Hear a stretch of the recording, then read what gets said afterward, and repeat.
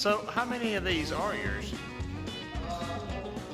155 and change, 175 and change, 151 and change, 130. Yeah.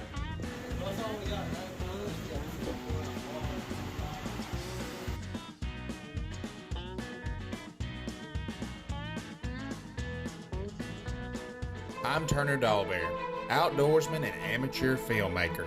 Join me as we talk to some of the most interesting people in the outdoor industry. This is Local Legends.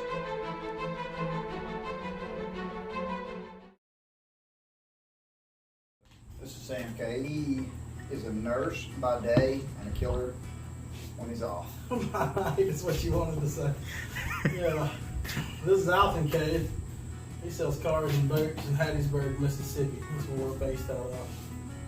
And he's got a wife and some kids. And I don't have a wife, I know for sure. I don't have any kids that I know of. That's about it for introductions, I think. We're the Cade Brothers. Yeah.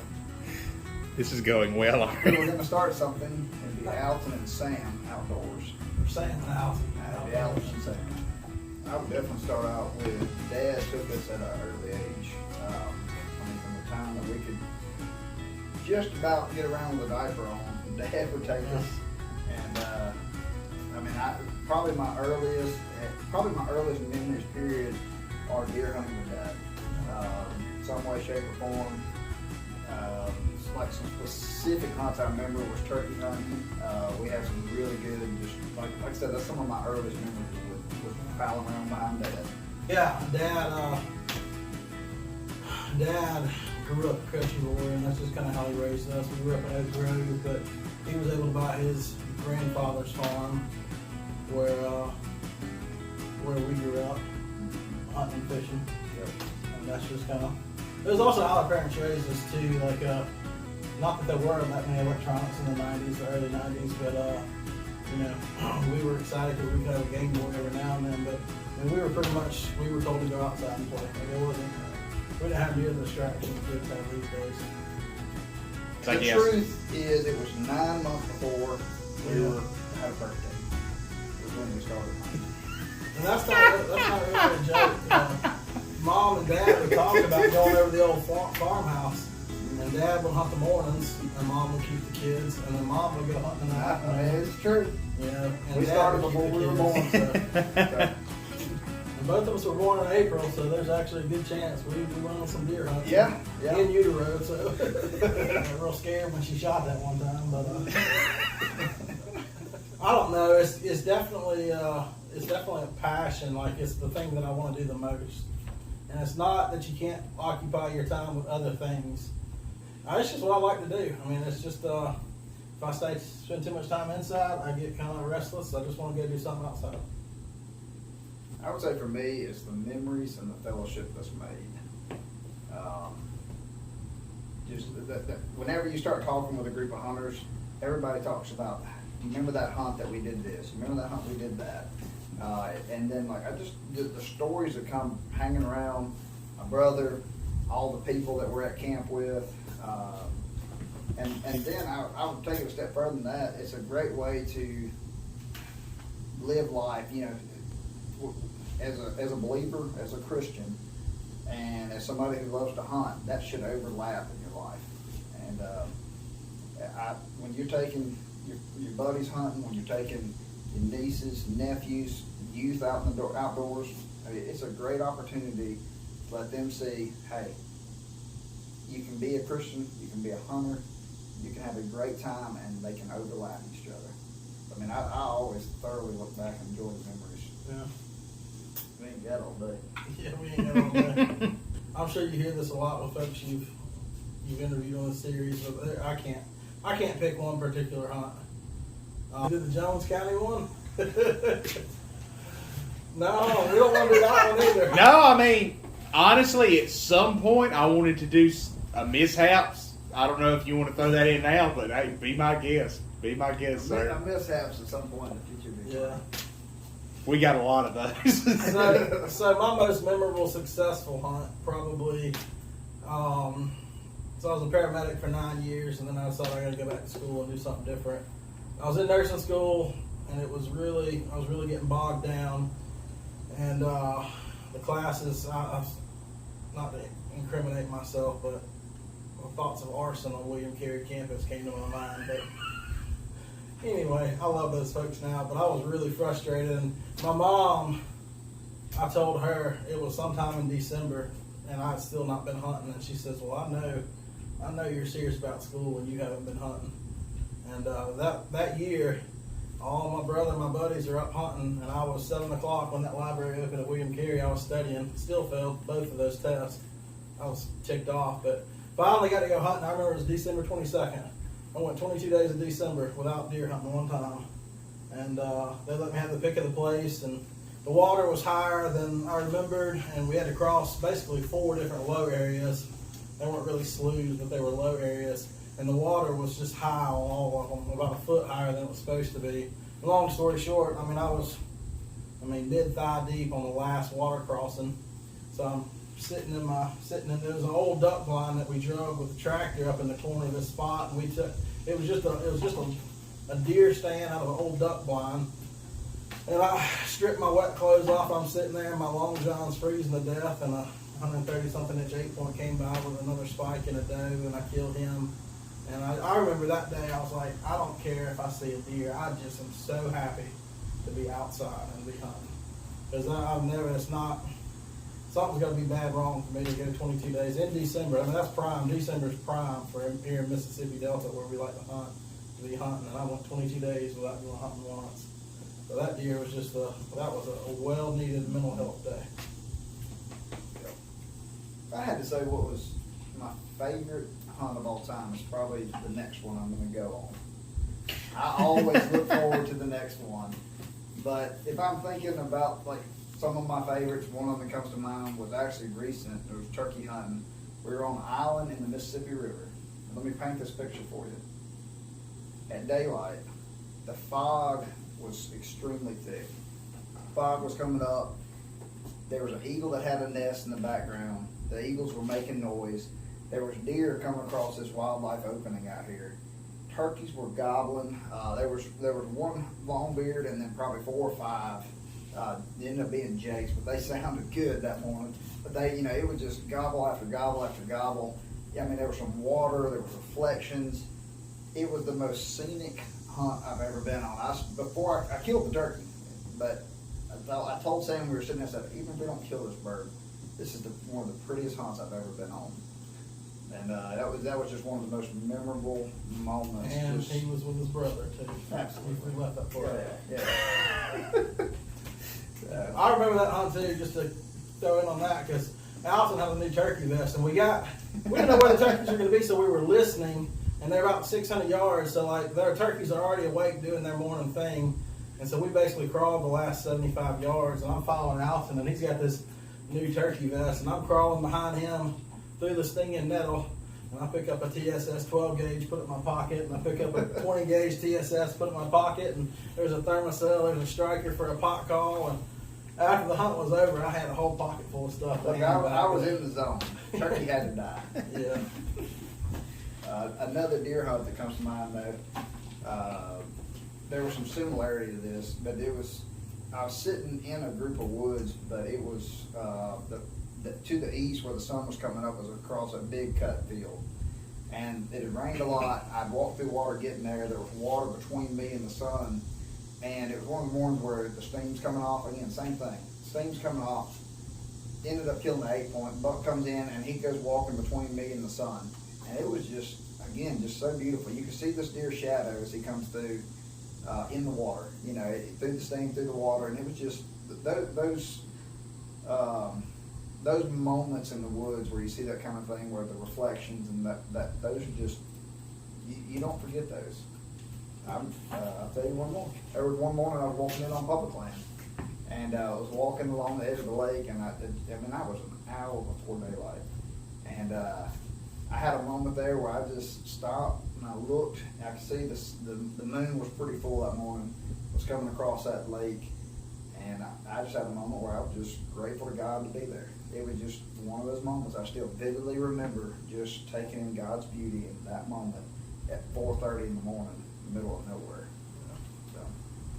I've only got a few: deer hunting, turkey hunting, duck hunting, fishing, alligator hunting, dove hunting. Generally speaking, our favorite is the one that's in season. Yeah. Yeah. I guess We're deer hunters first. Sure. That takes number one. Well, I didn't write this down, but go into, if you want to, go into alligator hunting a little bit, because for me, y'all were kind of into that before it was a thing, before it kind of became cool where everybody was gator hunting. Y'all were some of the first people I knew getting in on that when they introduced the alligator program to Mississippi. Go into that a little bit if you want. Let's just say it was a very target-rich environment when it started. Definitely so. There was a lot of gators and a lot of dumb gators, and we learned a lot on a lot of dumb gators. Yeah. So we had a good time. I mean, some of those first years we caught 20, 30 gators throughout the season, and it was fun. We learned a lot. It's it wasn't uncommon on the Pearl up on the Ross Burnett to shine your light upriver and downriver and see 6 or 8 at one time. Yeah. But it's not like that now. We've had to learn and adapt to how to catch a light shot gator, and that's still a learning curve. I mean, it changes with every gator what they may or may not do. It's just not something that you're gonna. It's just not something that you do, because there's an aspect of danger, which, I mean, we've done it safely through the years, and most folks do, but that you have to respect the animal that you're hunting.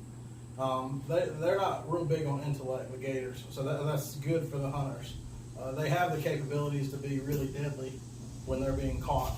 If they wanted to jump in the boat, they could, but thankfully they're not. But it's the social aspect. You eat turkey sandwiches and drink Mountain Dew on the river, and you're there with your buddies. And then it's also the adrenaline. I noticed that the first few gators, like the small ones maybe not, but the big ones, the adrenaline lasts a long time.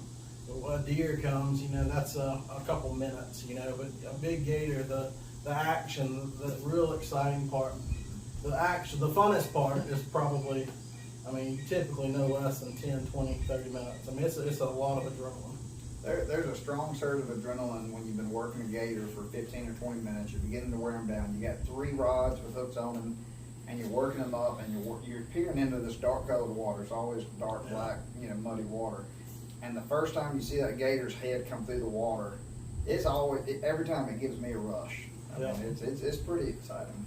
And then, from a fishing standpoint, it's like when I'm talking about a Zebco 33, like take a real fishing rod and imagine tying it to the bumper of an 18-wheeler. And that's what the big gators feel like.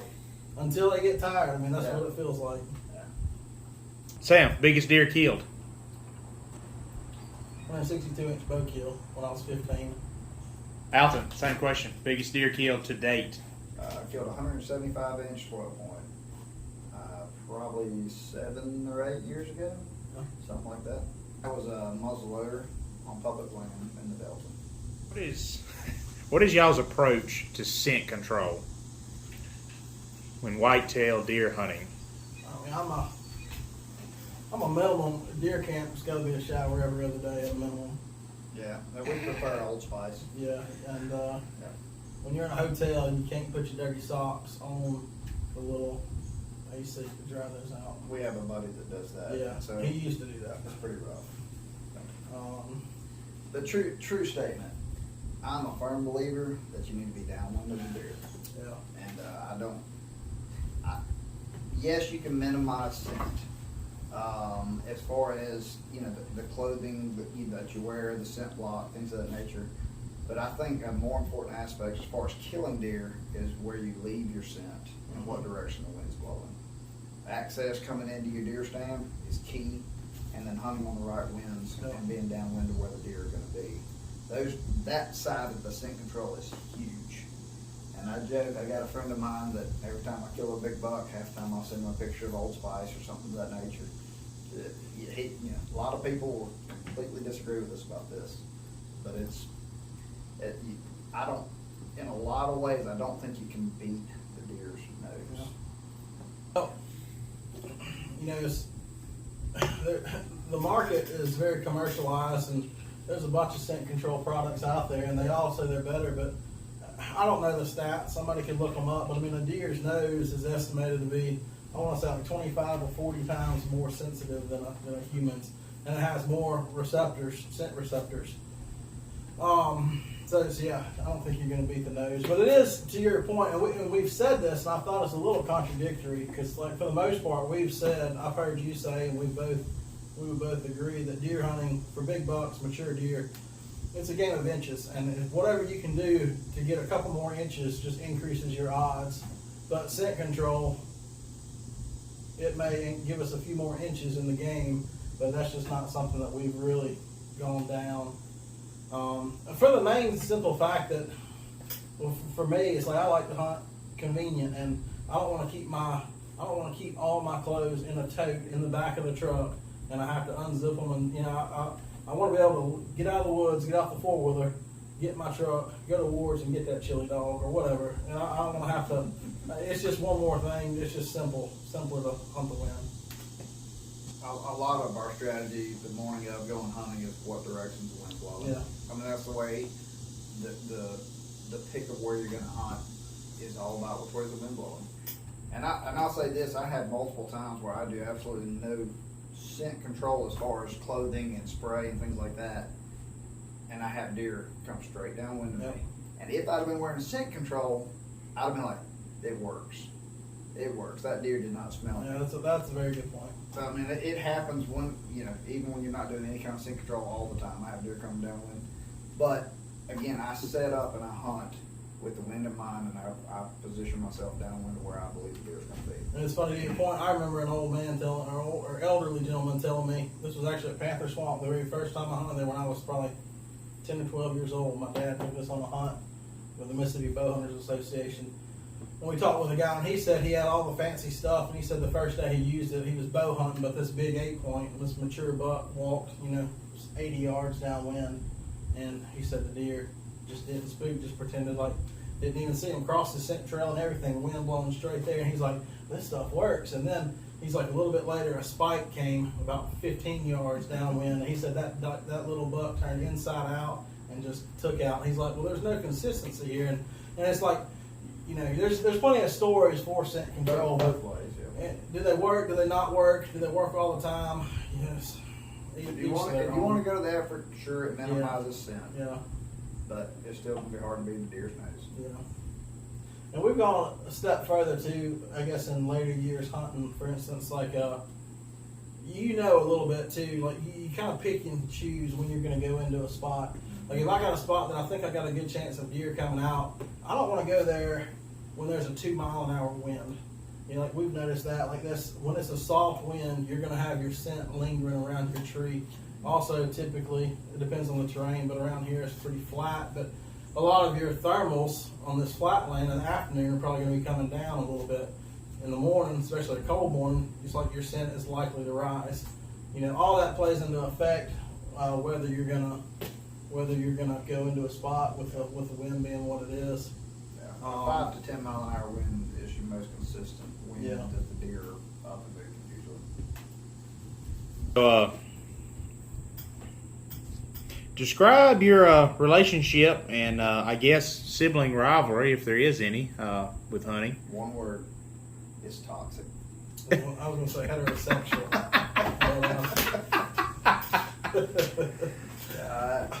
I would say as we've gotten older, like the ways in which we both hunt are very similar, and so as we've gotten older, it's there's not many people I'd rather hunt with than Sam. And I'll go into detail about that. He's an excellent dragger. The guy can drag a deer like nobody's business. So I've learned that I'm not all that good for dragging. So best tip and advice I can give you is hunt with a big buddy, preferably somebody off the football team, something like that. But no, we are very similar in the way that we hunt, and so I would heck, some of the deer I've killed, I shout out to his family. He slept in or decided to go somewhere else.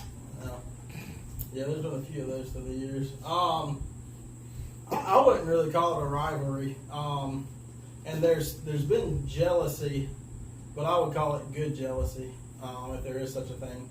Who doesn't want to kill a 176-inch buck? All of us do. But you're happy for them. And it was actually, you told me on a turkey hunt this year, and I've actually thought about it multiple times about you killed a deer this year and you just didn't feel like the guys around you cared that much. And I was like, well, that kind of hurts my feelings for Alton, because that's what hunting's about. Is you kill a deer and your buddies are excited for you. It just makes it better. Like, you already had a great day killing a buck, then you go back and your buddies are all excited about it. It's like, well, that kind of sucks when, So I would say we've both been on each other's team. Like, we both want the other one to kill We're the other deer. one's corner. Yeah. When he kills one, success on us. We did good. But it definitely has put lots of places on the map. Yeah, that's very true. The old days of being a really good woodsman and being able to get in the tree you wanted in the dark and such. Now with the GPS capabilities on our phone, you can walk straight to it. And somebody that's, literally you can tell it. Instead of telling the other guy, you go 352 yards past the oak tree and turn by the pine tree. Now you say, hey, here's your pin. So it totally has changed the good areas that you used to have to work really, really hard to find. Now you can find them on your phone sitting at the house, which is really good. It gets more and more people in the industry. Yeah. But you have to change, for that aspect, you have to change your tactics. Sometimes you hunt people instead of a pattern of movement. You got to hunt. You realize that everybody's coming in from one direction. I think you mean hunt around the people. Yeah. Not hunt the people. No, it's hunting the people's. I didn't know we had a season. Oh yeah. See, first day of the season, you need to be there where they'll push deer to you. You have several different tactics. Sometimes it's hunting people, sometimes hunt the thickets, but you have to change and adapt. And the deer change and adapt. So that's one of the things. One of the deer you killed this past 2 years ago. There's an area that we loved to hunt for years, 4, 5, 6 years, and then as things have changed and some different changes in the terrain, it became easy access where we had been hunting for years that used to not be easy access. Yeah. And so when we realized that, we were hunting and realizing the deer aren't here, they're not moving through here. And then we backed off, and the deer had changed their pattern. They had moved back about 500 yards down, further to the south, and they were skirting around that area because there was always somebody sitting there. So deer adapt. You got to adapt. You got to hunt smarter. I would say it's a blessing and a curse. There's always examples. Your last video, Wes Gaskin talked about the guy that's watching football and he gets a cell cam about a buck on a food plot behind his house, and he just jumps out and rides on a golf cart, just kills him in his blue jeans and his Crocs. But you think, well, that's it's not really fair. And I agree. Like, there's always examples of that, but it's also it's a blessing and a curse. There's some aspects where this makes a lot of sense, and other times it's like, well, at some point are you cheating? And matter of fact, you talk about that. There's some states, I know it's Idaho and maybe one more out west, completely ban the use of trail cams because I don't think it's fair to the deer. I don't really think that's true. It's tough to kill a wild deer, to kill a wild animal, a mature deer anyway. But as far as the social media, it'll ruin a place when people start throwing names out there. But the biggest thing that I think social media messes up is the joy in hunting. Whereas someone would have been happy with a 90-inch 8-point, but because on Instagram everyone's killing these big bucks, it takes some fun out of what you would normally enjoy. And comparison is the thief of joy. And people get on social media and they want what other people have, and and I don't know if we're going to talk about expectations, but if you're looking for a 150-inch deer here in Lamar County, Mississippi, you're going to be hunting a while. I mean, there's just not many, if any. There may be a couple here in the free range 150-inch deer, but the point being, if you're waiting on a 150-inch deer where there aren't any, you're not going to kill one. You're going to have a long season. So that's as we like to say, a trophy is relative to where you that's hunt. right. Yeah, and that's Well again. said. I was in a club in Wayne County, and I enjoyed hunting out there, and it was great because it was 7,000 acres, and everyone out there, all the members had real jobs. They had to be at work, and I would go out there majority of the time, 7,000 acres, and I wouldn't see another truck. It was great, but the mature buck out there was a 90 or 100-inch 8-point. That's just how it is. So if you want to keep killing that, that's fine. But if you want to kill bigger deer, you got to go where they are. So can't kill a big deer with a big deer on it. Yep. If your goal is to kill a mature buck, it's a game of stacking odds in your favor. And what I would say, just in a nutshell on that, anything you can do to give you the edge, hunting the right days, hunting the wind correctly, hunting your access to where you're hunting, picking the days right. One of the things for me specifically is I want the greatest margin for error and still kill the animal. So, I try to, with the way I sighted my rifles, I zero them at 200 yards, and which means that from 280 yards and in, I have the same point of aim. I do something similar with my bow. I figure out, depending on what speed my bow is, I've had a few different ones through the years, my first pin is at 25 yards. And so when I'm sitting in a tree stand, I know where 28 yards is. And so I know that anything inside 28 yards, I use the same pin. And, there's again, stacking the odds in your favor. What can I do? When I climb this tree, I can cover 3 different trails. But my main trail is that 20-yard shot. Again, anything you can do to stack the odds in your favor. Anytime I see a deer when I'm walking in, I mentally make a note, that deer just crossed right here. And in my head, I'm usually, while I'm walking to wherever I'm going, I'm thinking, thicket over here, food over here, or no, hey, he was just going between 2 thickets right here. And then always cataloging, hey, this deer was here, why? And then you start learning patterns. You'll pick up on patterns that you've been walking past. There's plenty of times that I'll go back and sit on just a roadway because I've seen 6 or 7 deer just when I've come walking through there. So if I'm seeing 6 or 7 when I'm walking, I'll sit right here. Yeah. What would you say? Again, it's such a broad, Yeah. and it's arbitrary because everyone's going to have something different to say. But I would say that nature's going to be your best teacher there. Frankly, your personal, each one's personal experience outside is going to teach them more. But that said, listen to folks, not necessarily us by any stretch of the imagination, but listen to your grandpa, listen to your uncle, whoever it is that's been a staple point for you. And I'm guilty of it. We've got friends that are guilty of it. It's like we'll offer rebuttal to someone like Keith Smith, who's just a buck killing machine. It's like, listen to Keith Smith. If Keith Smith says, an example is one of the spots on public land that we hunt now that Keith used to hunt, and it's going in by boat. And he told us for years, hunt close to the river. He says it doesn't make any sense because he's like, if you were on a 4-wheeler trail, you would leave the 4-wheeler trail and walk to the water. And now you're in the boat at the water, in the water, and you're leaving the boat and walking a long way to the 4-wheeler trail. It's like it doesn't make sense. And so I would say, and now it's like that particular area is like Keith was right. As close to the water as we can. That's just where those deer like to be. It's like you pick up on stuff from people's wisdom there, and I would just bounce off what I said before about having realistic expectations. Like the expectations, if you have reasonable expectations, then you'll have a good season, and that's what it's ultimately all about, is enjoying it. But if you're just all about, you got to balance it. If you're all about killing a big mature buck, but it's killing you to let some does walk, and you're not having much fun, well, maybe you need to readjust your expectations. There's nothing wrong with shooting a doe or a small buck. Like, if that's how you want to do it to have fun, go do it. And put some experience on you. And as you progress as a hunter, maybe you can shoot a mature buck then. It just kind of varies. By your best recollection, how many whitetail deer have you harvested? Deer or bucks? Both. I don't know it. No, it probably is legitimately between 100 and 200. I've never sat back and just tried to count them. How many bucks would you say?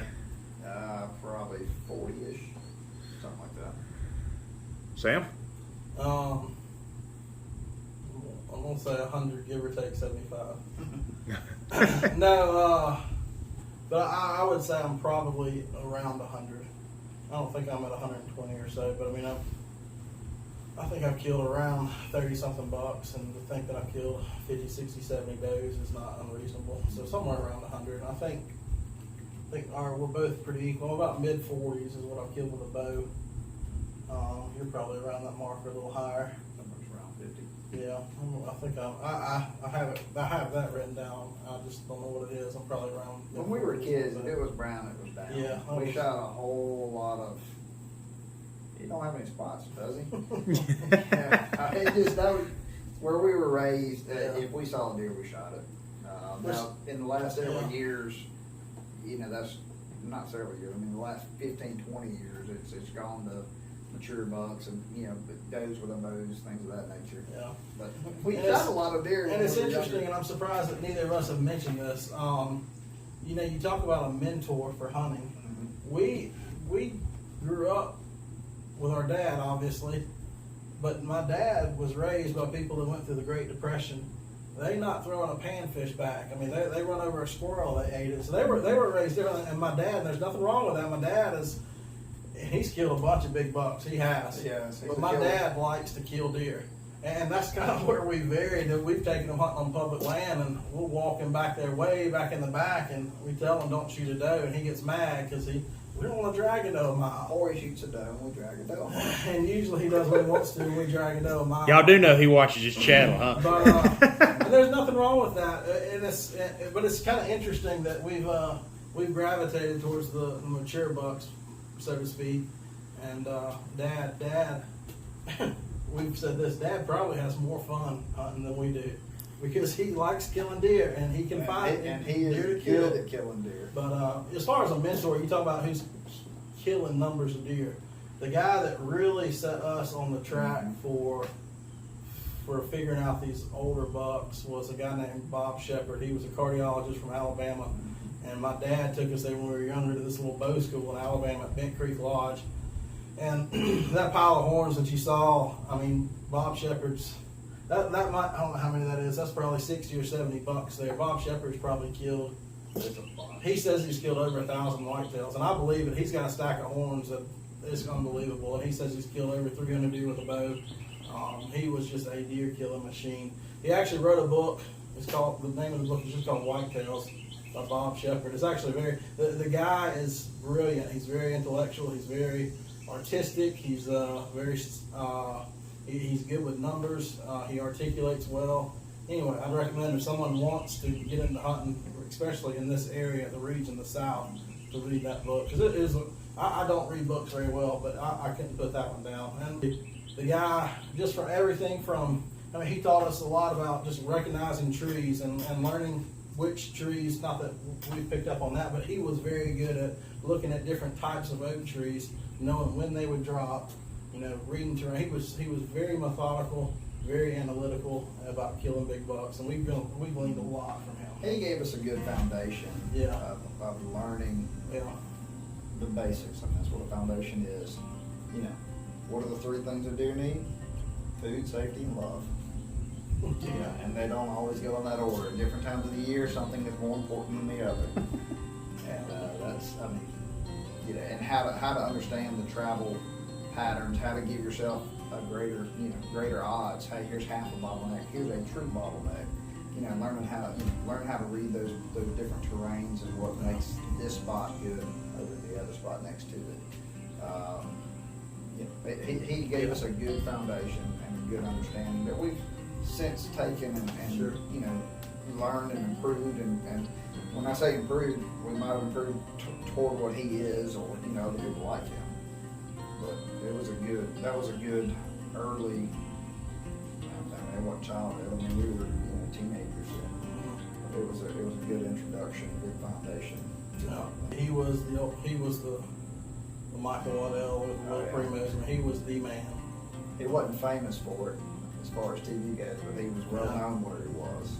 And he lived in a state where you could kill a buck and a doe every day of season. There was no total, that's why. And he killed from what I understood from the hunting, like the way his job schedule was, he had a whole bunch of days during the week he could hunt, and he killed 2 deer every day. He was, I'll tell you, he and 5 guys, I remember this, they leased 6,000 acres.